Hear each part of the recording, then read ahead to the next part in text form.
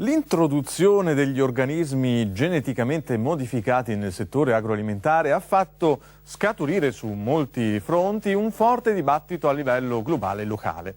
Una problematica che riguarda tutti, soprattutto in relazione alla protezione della natura e della salute, con conseguenti implicazioni economiche e sociali. A tal proposito, Rebecca Legovic ha incontrato in regione esponenti di spicco nella lotta contro gli OGM.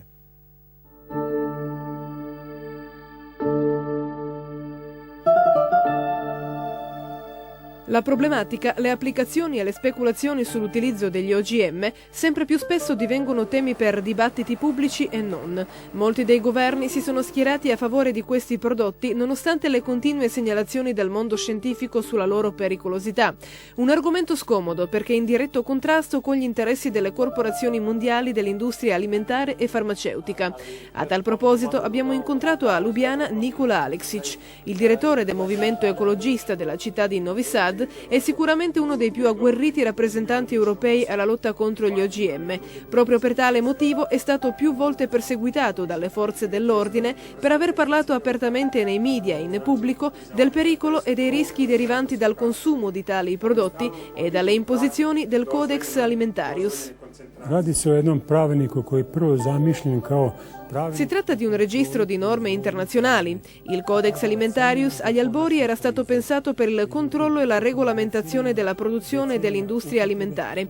Nel corso dei decenni questo nobile intento si è dimostrato tutto tranne che volto alla nostra tutela, poiché ad esempio consente l'utilizzo di 7 dei 12 erbicidi più dannosi, l'ormone della crescita e tracce di antibiotici nelle carni, l'utilizzo soprattutto e solo di sementi OGM. Non può trattarsi di casualità, tutto è stato ben studiato. Inoltre il Codex Alimentarius proibisce l'uso di erbe medicinali, la libera vendita di vitamini e minerali. Tutto ciò non tutela la nostra salute e purtroppo non si tratta di invenzioni o teorie complottiste. In tanti sono convinti che tali direttive non riguardano direttamente le loro coltivazioni. In Croazia l'Istria si è apertamente schierata contro gli OGM, ma questo orientamento non ha influenzato la decisione del governo croato che il 29 marzo 2012 ha aperto le porte al grano, alla soia, alla barbabietola da zucchero e al cotone tutti targati Monsanto, Bayer, Pioneer. La vicenda diventa ancora più curiosa poiché tale decisione è stata presa senza che i cittadini ne fossero al corrente ed i media, da ottimi complici, non si sono assolutamente occupati del caso. In tal modo si sono evitate le polemiche ed il governo ha potuto indisturbato obbedire alle direttive europee. La regione istriana è la prima regione croata che si è apertamente schierata contro gli OGM già nel 1998. Abbiamo preso la decisione di boicottare qualsiasi prodotto, coltivazione e sementi OGM. Spero che anche le altre regioni croate si muoveranno in questa direzione. Diamo pieno appoggio a tutte quelle associazioni che tutelano e si occupano della produzione biologica. Lottiamo per un'autonomia agroalimentare che è stata perduta nel tempo. Cerchiamo di salvaguardare i sementi autoctoni. Il nostro intento è quello di poter produrre abbastanza cibo da essere autosufficienti e non dover importare altri prodotti e materie prime. Ognuno di noi dovrebbe avere un orto. Siamo consapevoli che le leggi sono tutt'altre, però stiamo creando una rete di associazioni europee che si occupano di agricoltura biologica ed in tal modo possiamo crescere e svilupparci. I fautori degli OGM vorrebbero farci credere che è possibile far coesistere agricoltura tradizionale, biologica e OGM. È ben noto come la contaminazione delle filiere biologiche da parte degli OGM è inevitabile. Le aziende agricole, biologiche e tradizionali, per come le conosciamo oggi, rischiano di scomparire.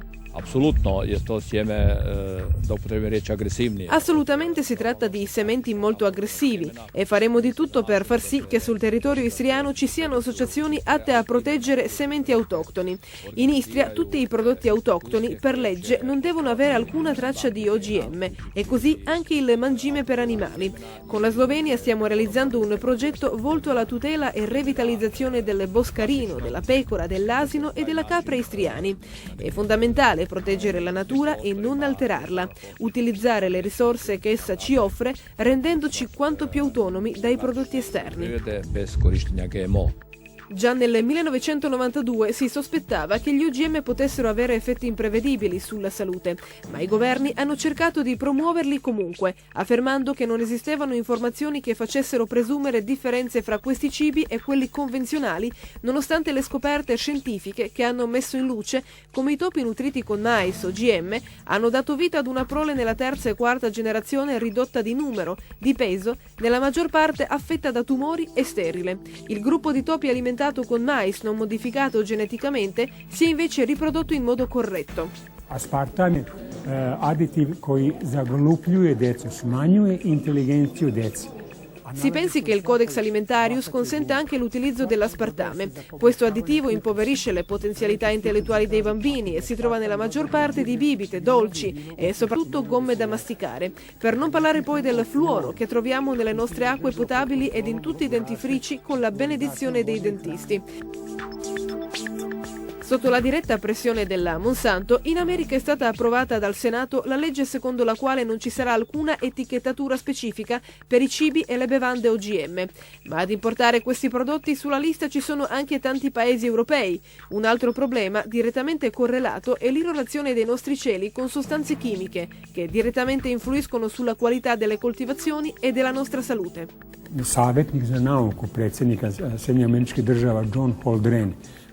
Il consigliere scientifico di Obama, John Holdren, il 15 novembre 2011 ha pubblicamente ammesso che il governo americano da 15 anni effettua l'irrorazione chimica dei cieli a favore della geoingegneria e della manipolazione climatica.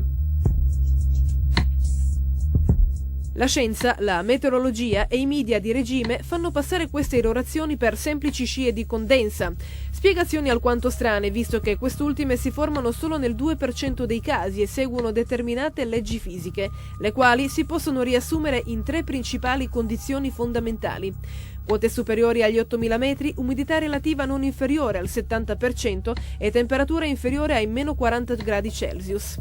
Le scie chimiche sono molto lunghe e molto persistenti, a differenza delle scie di condensa, e permangono nell'aria addirittura per molte ore.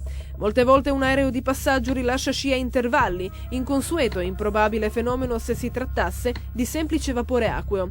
Inoltre, molti degli aerei non sono di linea, addirittura si incrociano nei cieli e non vengono segnati dai radar. Ricercatori, scienziati e singoli cittadini hanno effettuato delle analisi chimiche del terreno, polveri e acqua. Le analisi più accreditate a livello mondiale accertano la presenza e l'alta concentrazione di sostanze chimiche quali sali di bario, ossido di alluminio, calcio, potassio, magnesio, torio, quarzo. Tutte sostanze atte a coadiuvare la geoingegneria e le onde elettromagnetiche emesse dal sistema HAARP, le quali funzioni sono molteplici e alquanto discutibili. Insomma, temi scomodi che il più delle volte finiscono per essere etichettati come mere teorie complottiste e che vengono del tutto ignorati dai media di regime, nonostante le innumerevoli prove e confessioni anche da parte delle autorità.